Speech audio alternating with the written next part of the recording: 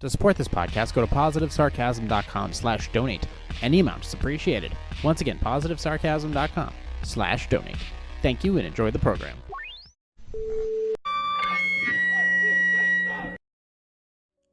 JR@positivesarcasm.com, recorded here from the Spare Parts Studio alongside New Hampshire's beautiful seacoast. Like, subscribe, share, donate. Positivesarcasm.com/donate. Any amounts appreciated for entertainment purposes only, of course, because I'm not certified in anything.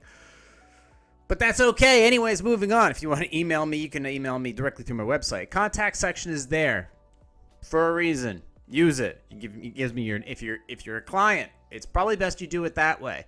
If I tell you, if you shoot me a text saying, "Hey, I want this, this, and this," cool. Give me all your information in email. That way, it's in more detail. That way, I can follow through with the request a lot easier.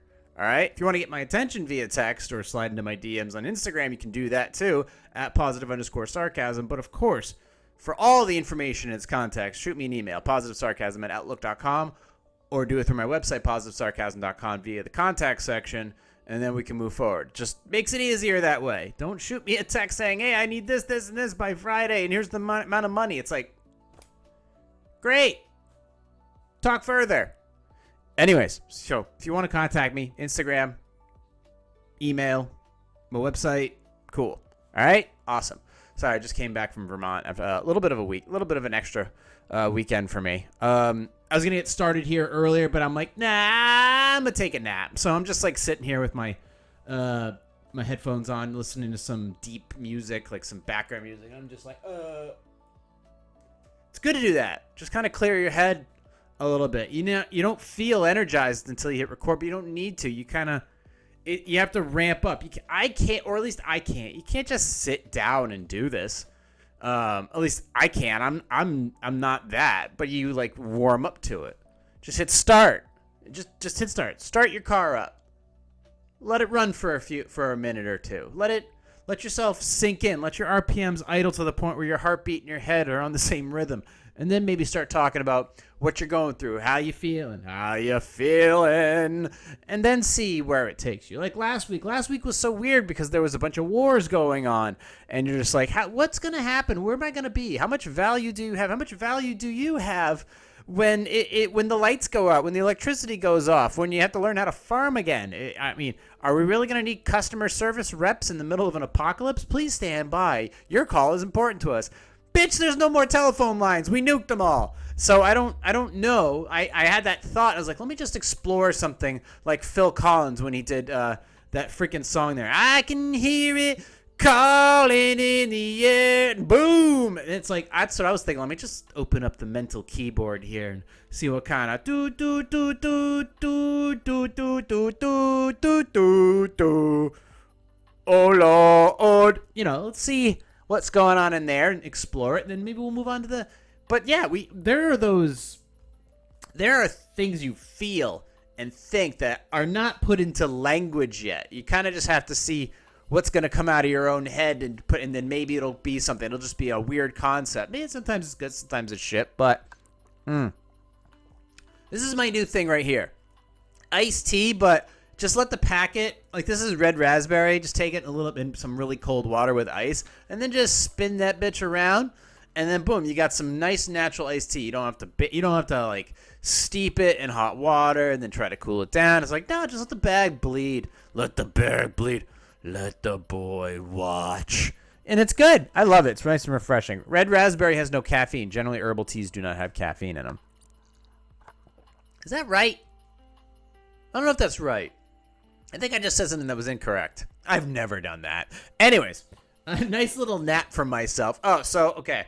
I'll leave their names out of it, but it was like a nice weekend up in Vermont.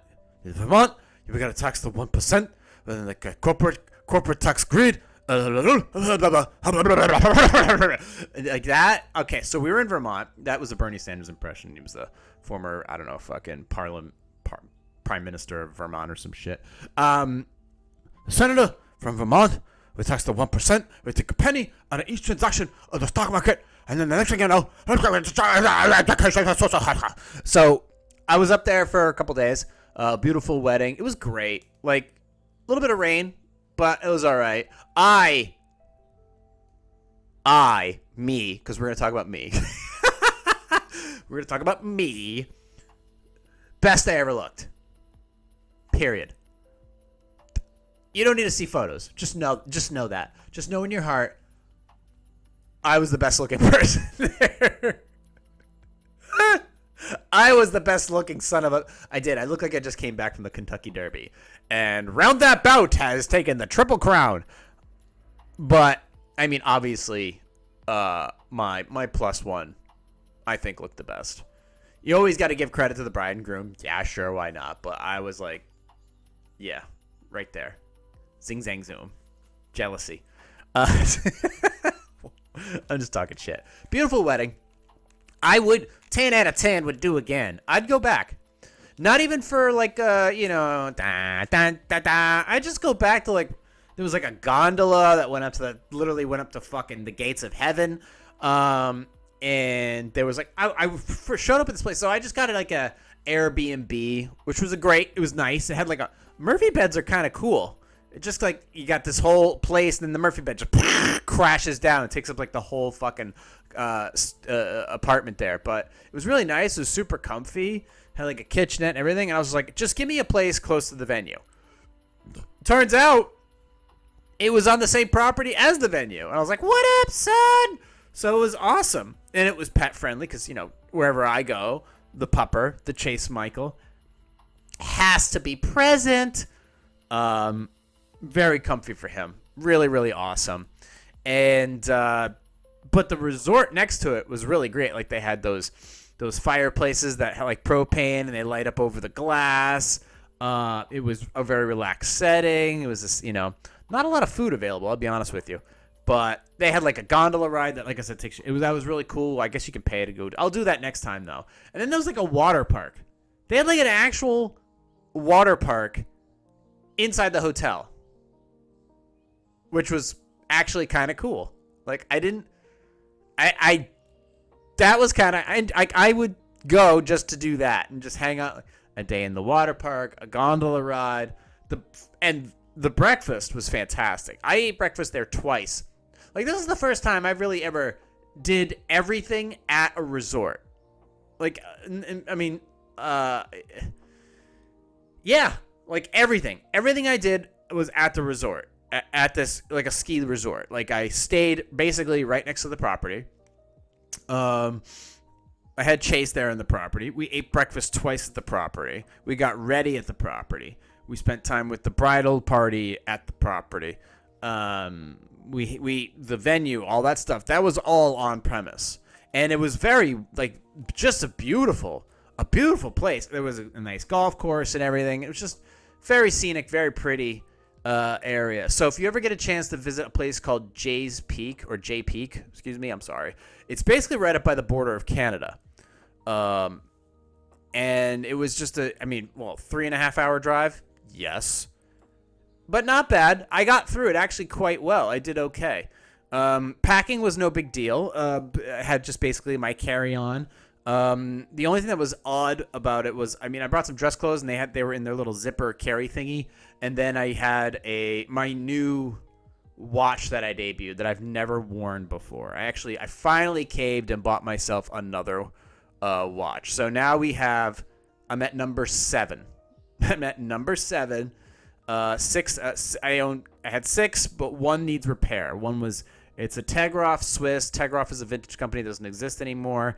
It needs like a full, the calibration needs to be, the mechanics need to be worked on. It's a wind-up watch. The glass needs to be replaced.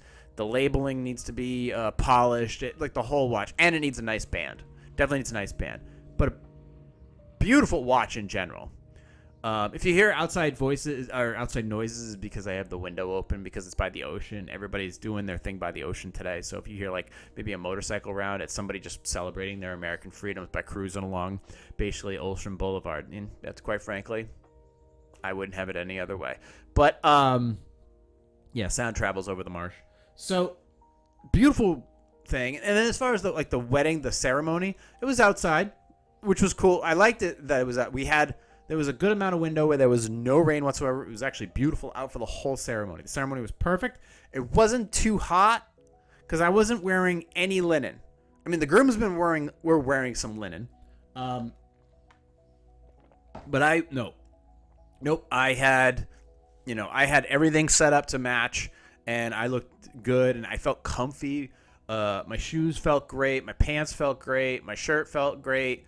So perfect there. But then I was feeling pretty good. Like, I was like stable. I'm sitting there manly. Saw some one guy with a long thread hanging off the back of his jacket. I'm like, I have to do something about that. If I don't act now, what kind of man would I be if I don't help another bro out? So I just literally grabbed by the shoulder and I go, dude, you got one hanging.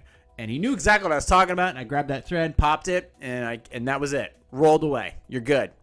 I said, clean. I go, clean yourself up, will you? And then I tapped him on the shoulder and I walked away. And I was sitting, and there was this.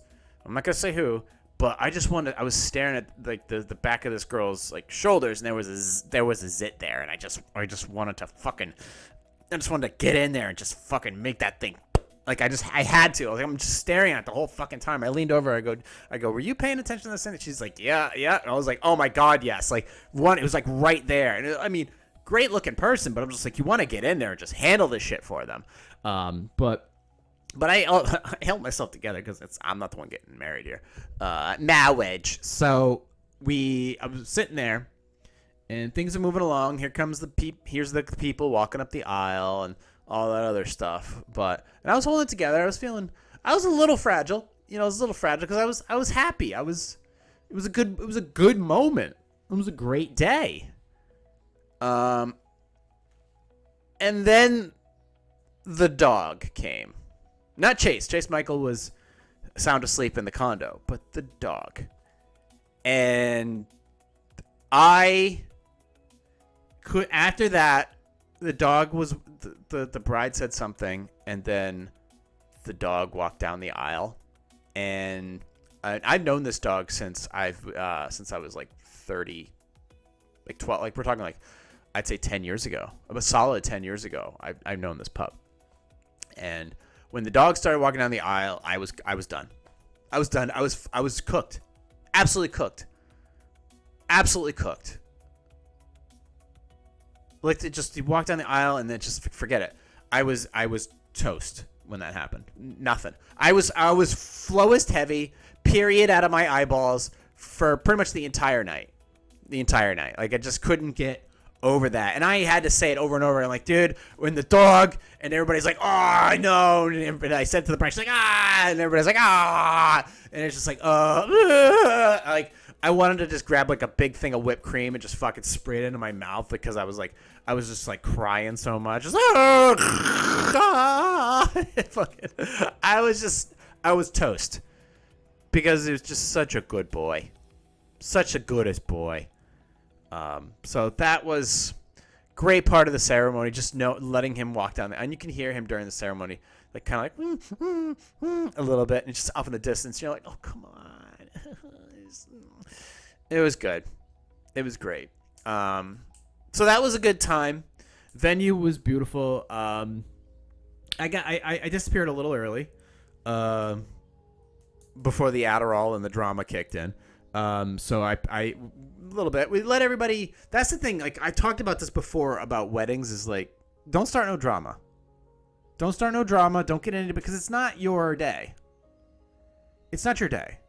Unless you're the bride and groom and you want to start drama, then totally, by all means, you paid for all this stuff. It's your day. Have fun. Go start some shit. Call the police. But I don't.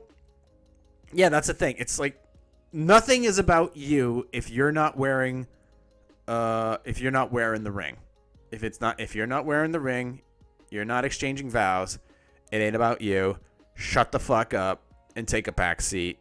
Don't start no business. That's it. Just don't. I Irish goodbye like I always do. Just basically disappeared out of nowhere. I think a couple people saw me leave, but I told them I was being right back to check on Chase, but I just decided never to come back. So it's like, whatever. It was fine. I played my role, which is basically show up and shut up. And I'm like, all right, sounds good to me. So yeah, good time there all around. Don't want to dive into too many more details, because obviously it's like, it's not my thing. You guys weren't invited. Well, maybe some of you who were listening were invited, but for the most part, just know that everything turned out okay. And it was a good moment. It was a good day. Like, it's nice to know that good days are still a thing.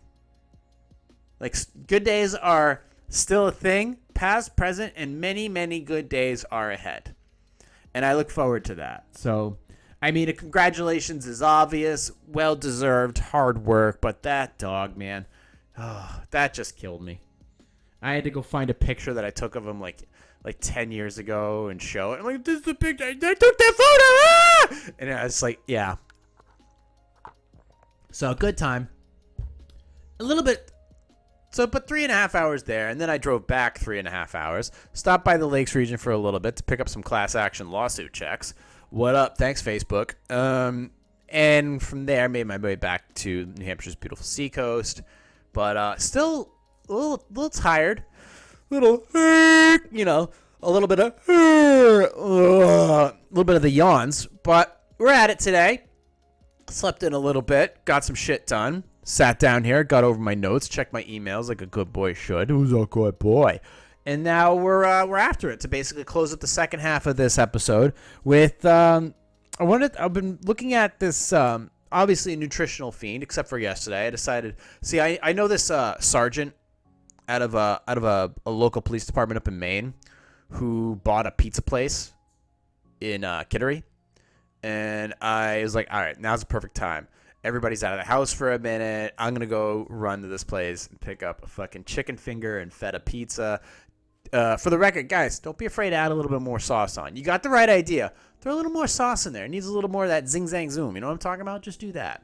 And then, of course, a nice steak and cheese, which was stuffed with steak. Stuffed. So, perfect amount of food. Stuffed my gills. Awesome. Perfect. But, yeah, a little sluggish. This morning. I only had a little bit of food today. I had a BCAA drink with creatine, with ketamine. I had a ketamine drink today. And all I had after that was a couple pieces of chicken. 3 pieces of chicken, to be exact. And for some reason, that just kind of made me, ugh. And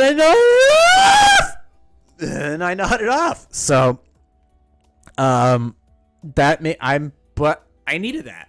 I guess I needed it. I've decided that was a good idea to do. But, I mean, after this, I'm going to do some Americana things, like cook on the grill, mow the lawn. You know, that's some cool shit. But, I have been paying attention to this, like all the stuff that's going on right now with the Make America Healthy Again movement, and all the ingredients that apparently are trying to be banned, like seed oils and red dye number 5 and all this other artificial petroleum-based BS and stuff. And it's like, okay, why is there so much resistance to this? And it's like, well, have things... thought I heard something vibrate for a second. Or have things been banned before? And why are we trying to do this? But how many ingredients have been banned over the course of, I don't know, 100 years? Like the shit that we used to put in our gasoline, or we used to put in our food or our drinks or our hair products or our skin products on our lawn. It's like, oh man, too much regulation. It's like, hold on.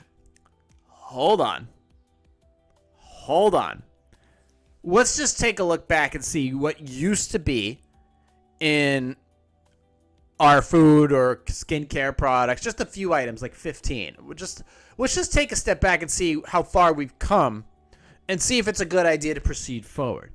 There is a website called Back in Time Today, and they have an article which you can go ahead and you can see if you want to do some research whether it's correct or incorrect. But ultimately, we banned a lot of things. Like trans fats is a perfect example. These trans fatty acids, which apparently were terrible for your heart, according to some studies, and they've been taken out of circulation, I think, like fucking 20 years ago. And the stuff that's still in there, but let's just see what was gotten rid of. And they list 15 items that apparently disappeared over the last 100 years that are no longer in some of the products that we take, that we pull off the shelves day in and day out. So is this the article thing? Perfect. All right. So let's go ahead and dive into this, and then we'll close up shop for today. So I'll read it for, let's see. Kitchen cupboards throughout history have held some truly terrifying secrets. What our ancestors once sprinkled into recipes without a second thought would make modern food safety experts faint in horror. From sweeteners that slowly poisoned Roman nobility to colorful dyes that caused cancer, these ingredients were once cooking staples before science revealed their dangers. We'll explore the forbidden flavors that have been permanently crossed off shopping lists around the world. So, number 1 is lead-based sweeteners, lead acetate. The Romans called it the sugar of lead and used it liberally to sweeten wine and preserve fruits. Its delightfully sweet flavor masked a deadly secret. It was actually lead poisoning in a bottle. Wealthy Romans suffered mysterious ailments, gout, mental deterioration, and infertility. Many historians believe these symptoms contributed to the empire's downfall, as generations of aristocrats unknowingly poisoned themselves with each sweetened sip. The substance accumulated in bones, organs, and brains, causing irreversible damage. Modern science has since confirmed what the Romans learned the hard way. No dessert is worth brain damage. Well, that's a decent synopsis toward the end. It's more of an opinion based.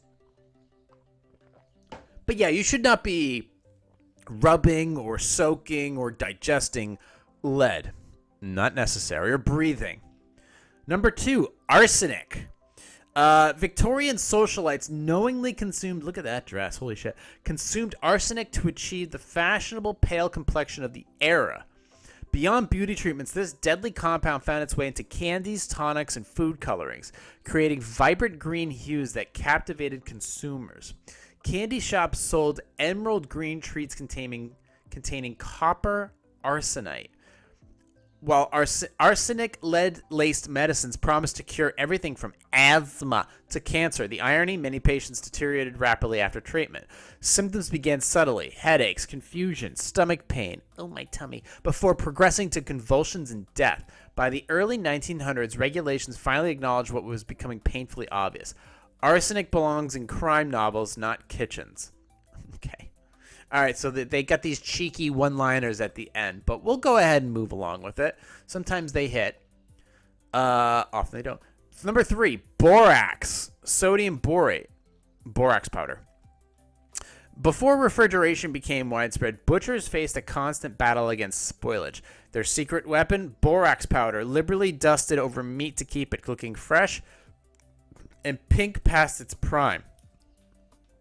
Manufacturers even marketed borax-containing preservatives under innocent names like Preservaline, promising housewives their Sunday roast would stay appealing all week. The white crystalline substance seemed miraculous until people began experiencing mysterious kidney ailments and digestive problems. Scientists eventually linked these health issues to borax consumption. Today, this compound is relegated to cleaning products, borax powder, and pest control where it belongs, far away from dinner plates and certainly not sprinkled on your steak. All right. Number 4, calomel, mercurous chloride. Look at that. Tithanina powders, revised formula. Dr. Moffat's Tithina. None genuine out of the signature. Package contains 12 powders. Each powder 1/18. Okay, so parents in the 1800s routinely soothed their teething babies with calomel, if I'm saying that right, calomel powders, unaware they were essentially rubbing mercury compounds on their children's gums. This dangerous substance wasn't just for infants. It found its way into bread recipes and was prescribed as a treatment for everything from constipation to syphilis. Victims developed tremors, excessive drooling, and loose teeth before suffering neurological collapse. The infamous Mad Hatter stereotype emerged from hat makers who developed mental illness after chronic exposure to mercury compounds in their craft. Despite causing obvious harm, calomel remained in medical use until the early 20th century. Wow. Modern regulations now recognize mercury compounds as potent neurotoxins with no place in our food or medicine. Yeah, mercury poisoning is terrible for you. The number 5, sassafras oil, or safrole. external use only. Nothing says nostalgic Americana quite like root beer's distinctive flavor. Originally derived from sassafras root bark, the compound responsible, safrole, gave the beverage its signature taste that generations grew up loving. Children slurp down root beer. I did like the old taste of root beer. Slurp down root beer floats while soda fountains served sassafras-infused drinks as health tonics. Native Americans had used sassafras medicinally for centuries, furthering the belief in its beneficial properties.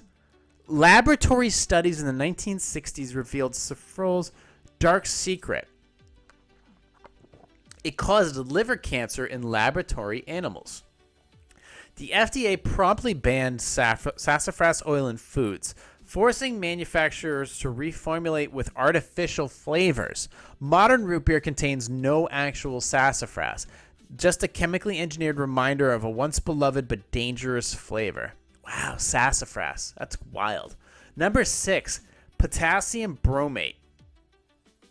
Ooh, that looks safe. Potassium bromate bromide. 100 normal. Biofarm. Love that bottle right there. Bakers once considered potassium bromate essential for creating perfectly risen loaves with minimal effort. This white powder strengthened dough improved texture and created that picture-perfect bread dome that customers loved. Commercial bakeries added it to nearly everything, from sandwich bread to pizza dough, appreciating how it reduced mixing time and increased production efficiency. Japan was first to raise alarm bells in the 1970s when research linked the compound to cancers in laboratory animals.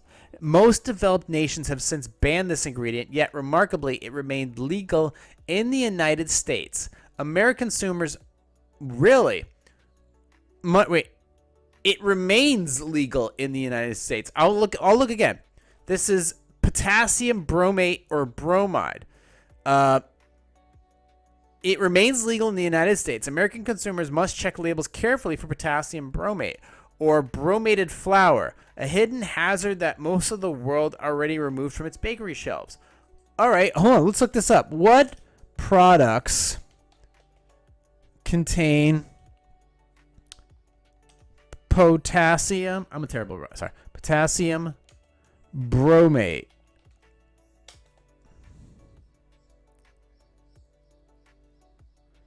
It's a food additive primarily. Okay.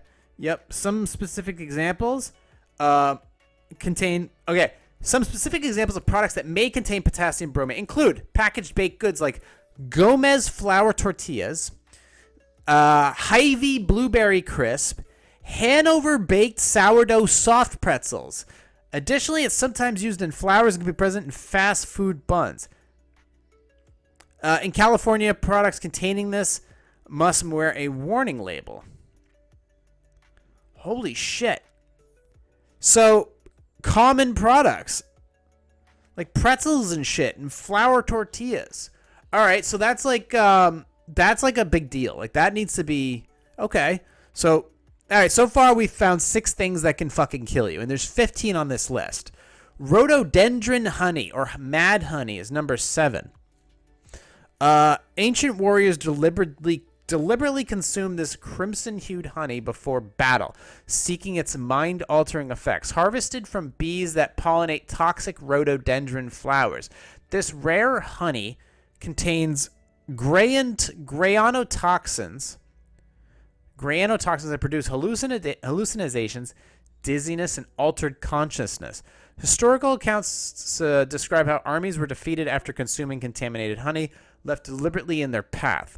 The Roman army fell victim to this strategy in 67 BCE when Turkish forces left honeycomb traps that incapacitated soldiers, making them easy targets. Though banned in most regulated food markets, mad honey remains available through black markets as folk medicine and recreational substance. Modern cases of poisoning still occur regularly in Turkey and Nepal, where it's produced in remote mountainous regions beyond government oversight. So, it doesn't seem like it kills you, but it definitely makes you fucking see dolphins. when you're in the desert. Anyways, so that one does. Okay, so maybe this is the first one that doesn't kill you. Maybe it drives you a little cuckoo for Cocoa Puffs. Number 8, absinthe, the original formulas. Absinthe tastes like shit anyways. Okay. That's pretty cool, though. The emerald liquor that fueled Parisian bohemian culture contained more than just alcohol. Original absinthe recipes include thuone, Thujone, a compound in wormwood that supposedly drove artists like Van Gogh towards madness and self-destruction. Nicknamed the Green Fairy, this potent spirit became the scapegoat for social problems across Europe. Tales of hallucination, violent behavior, and moral degradation, that's understandable, led to bans in most countries by the early 1900s. Modern science suggests thuone, that sounds right, or thiones, effects were exaggerated, with absinthe's extremely high alcohol content, up to 74%, likely responsible for most problems. Today's legal versions would contain regulated thuone levels, allowing contemporary drinkers to experience this historical spirit without the supposed madness that haunted their artistic predecessors. So you can still buy this stuff. That's the cool thing. You can still buy. I guess it's really like, a little more regulated and stuff now, which is fine. There's some alcohols there's alcohol, bathtub gins that can kill you or make you blind and stuff. Number 9, copper cooking utensils, unlined. Copper cooking utensils? Huh. Gleaming copper pots hanging in medieval kitchens weren't just decorative. They were potentially deadly. Unlined copper cookware reacted with acidic foods like tomatoes or vinegar, leaching toxic compounds directly into their meals. Yeah, but fucking Teflon is terrible for you too, and yet there are people out there that use nonstick pans like it's going out of style. Royal families often suffered mysterious illnesses attributed to their copper-heavy kitchens. Symptoms included stomach cramps, vomiting, jaundice, the hallmarks of copper toxicity. Even more concerning, regular exposure could cause liver and kidney damage over time.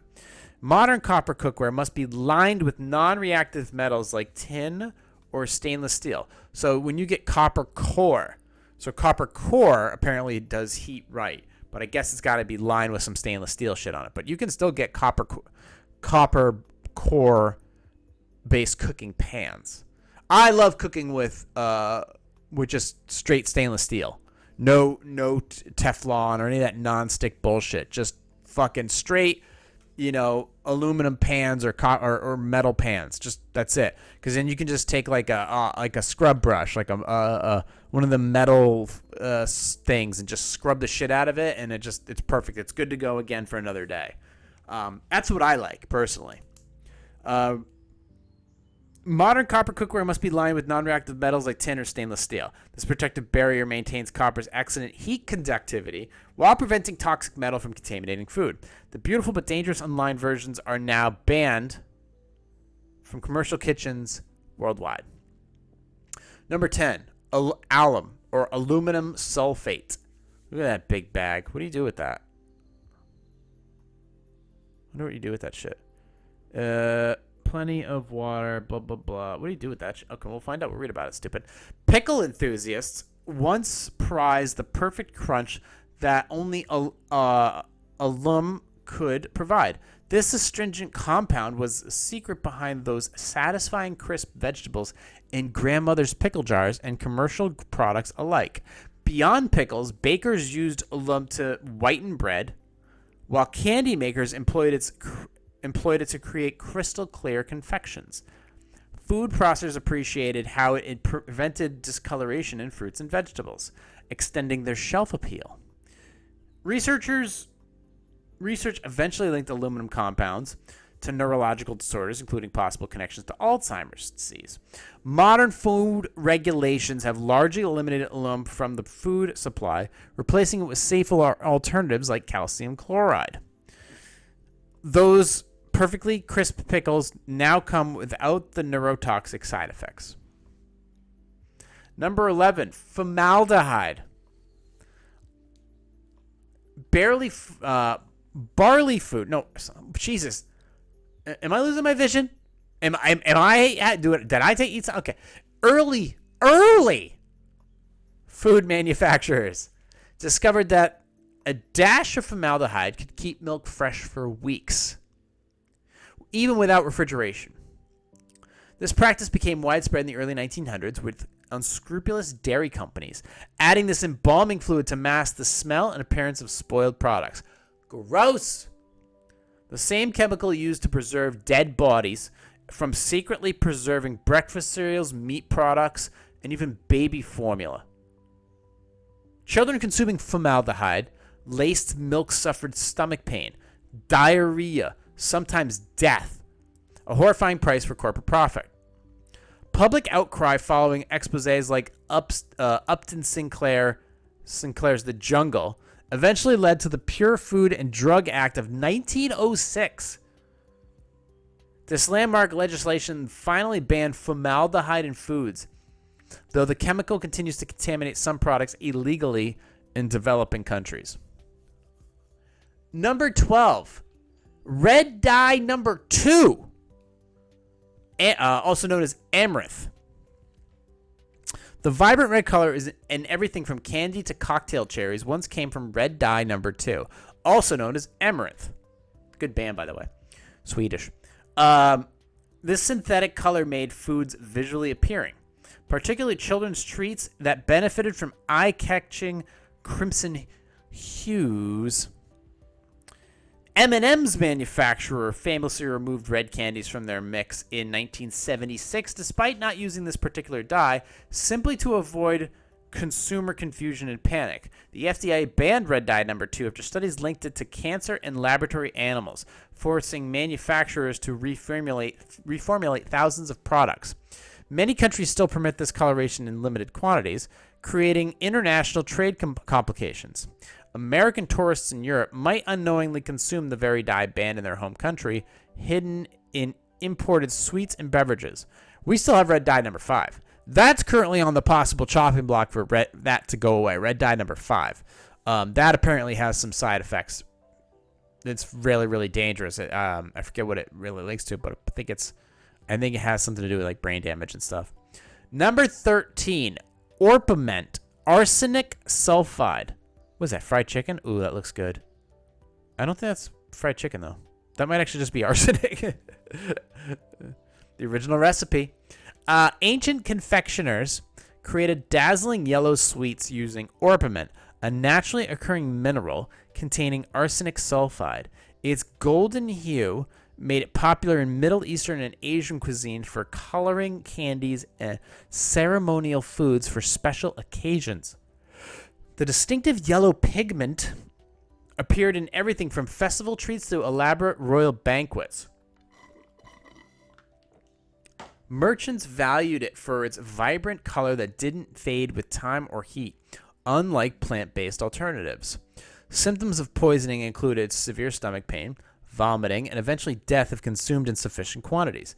Modern food safety regulations have eliminated this toxic colorant, replacing it with turmeric, which I actually take as a supplement, saffron, or synthetic alternatives to provide the same visual appeal without the deadly side effects. They use like yellow dye 12 or some shit. Number 14, whale meat. I've never had whale meat, by the way. And that I think is still legal in some country. I think Japan and China still fish for it. It's highly controversial, though.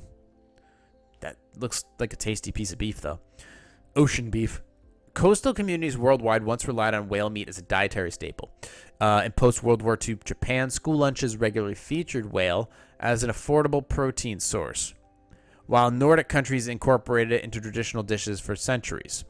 Beyond nutrition, whales provided oil for lamps, bones for corsets, and ambergris for perfumes. Okay.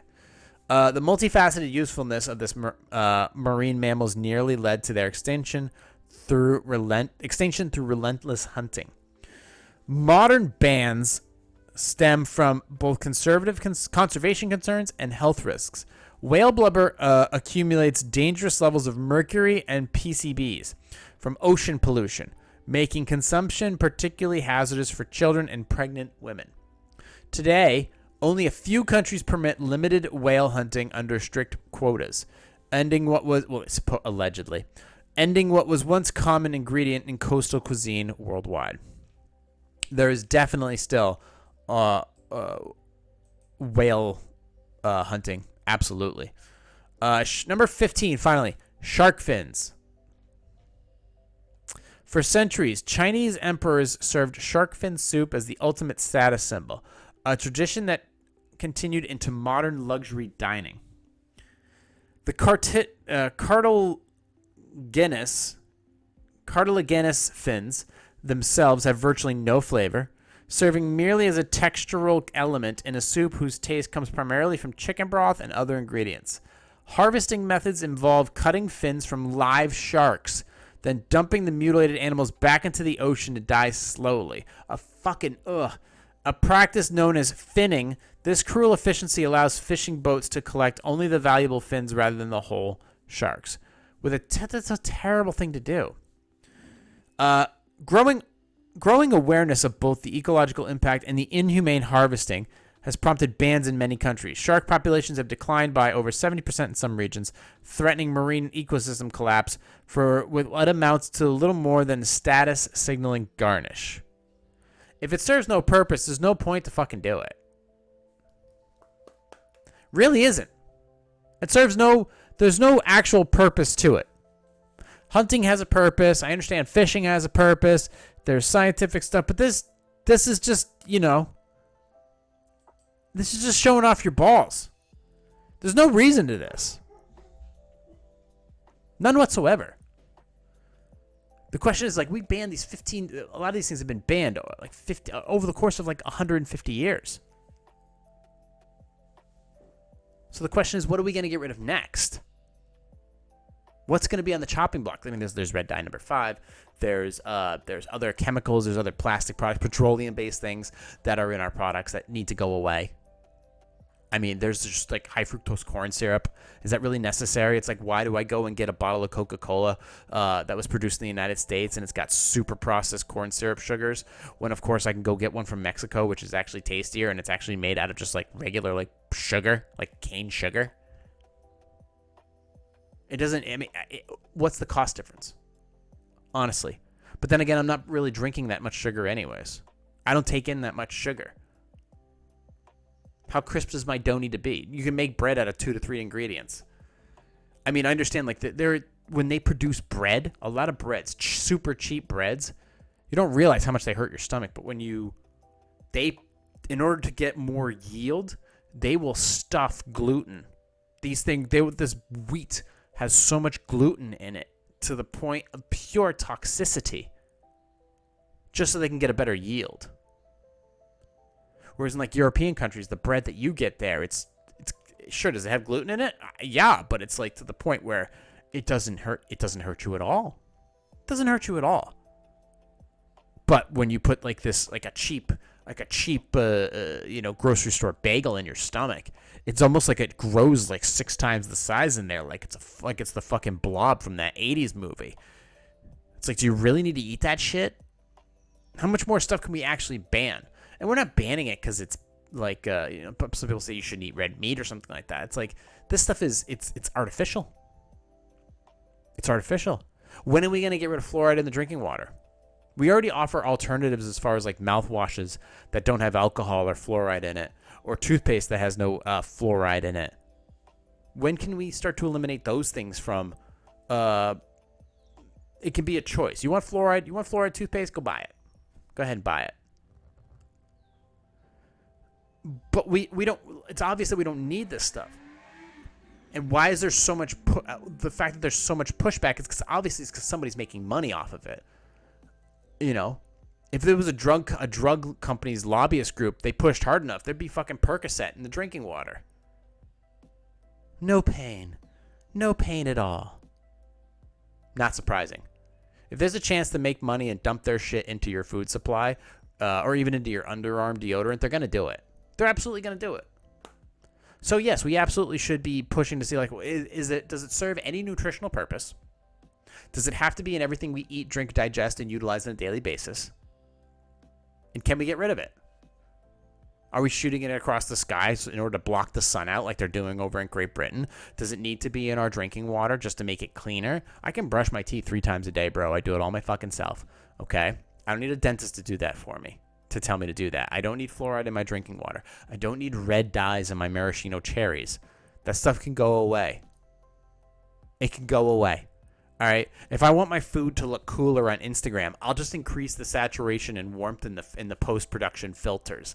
I don't need the red dye in there for me. I can make it myself if I wanted to show it off to the world. Anyways, what are we at? 40 something minutes, 45 minutes. Good. That's good enough for a beautiful Sunday. I got more stuff to do. I got more editing to do. I appreciate you guys. I'm so happy I was able to be a part of a wedding this weekend. I was so happy to look good and be with somebody who looked even better, and I'm glad to be rocking some fucking pretty pimp linen right now. I'm not gonna lie. Linen's nice. It's comfy. My balls are comfy. Anyways, we're done. You can find me on Instagram at @positive_sarcasm. If you have questions about what I wore or what kind of watch I got, or if you have questions about some fashion stuff in general, hit me up. I kind of know what I'm doing. I get a little edgy from time to time. But if you have any questions or comments or concerns, you can email me through Instagram at @positive_sarcasm. You can email me directly @positivesarcasm@outlook.com. But just go to my site. Just go to the contact section. I don't keep your data for really anything. I don't need it. I don't. What am I gonna do with it? I'm going to sell it to my neighbor? Fuck out of here. YouTube and Rumble is where you can find the video, but anywhere where podcasts are available audio-wise, you guys should know where to find me. All right? It's my podcast is so easy the boomers can find it. So, in the meantime, thank you guys for listening, watching, and subscribing.